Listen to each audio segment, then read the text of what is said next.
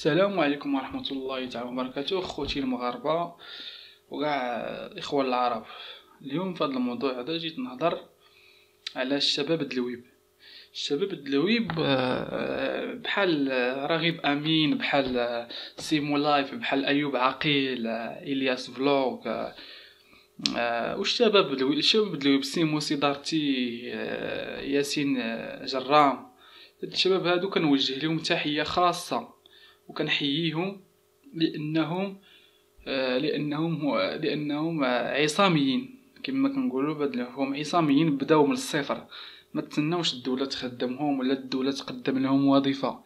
صافي تفكيرهم مزيان وخدموا على راسهم النيت وطموحين وكيخدموا النيت تبارك الله عليهم. وتسناوش الدولة تخدمهم ولا تعطيهم شي وظيفة. النيت عصاميين بداو من الصفر كما كنقولوا، بداو من الصفر، ما تسناوش شي حاجه تعطيهم. وحتى نتوما يا خوتي، اي واحد كيقول قريت، ما عندي لا ليسونس، عندي ماستر، ما لقيتش خدمه، هادي دخلوا خوتي الانترنت ولا ديروا مشاريع خاصه بكم. ما تسناوش الدوله تخدمكم، ديروا شي حاجه ديالكم نتوما.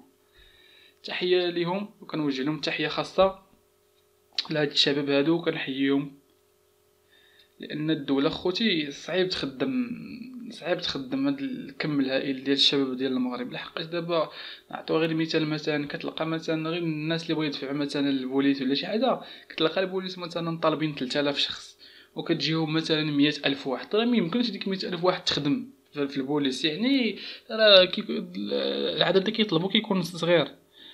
ايوا هادشي اللي كاين اخوتي، كونوا طموحين وخدموا على راسكم، ما تسناوش الدوله تعطيكم. الدوله بارك عليهم الا قراتكم قريتو، واخا التعليم حتى في المغرب ماشي حتى تما ماشي شي حاجه. صافي ديروا شي حاجه ديالكم، دخلوا الانترنت تعلموا شي حاجه، عطا الله المجالات.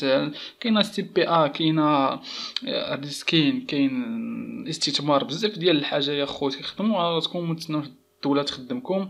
وتحيه لكم اخوتي. هذا مكان تابوناو عندي في لاشين وديروا جيم، والله ولا عنكم اخوتي.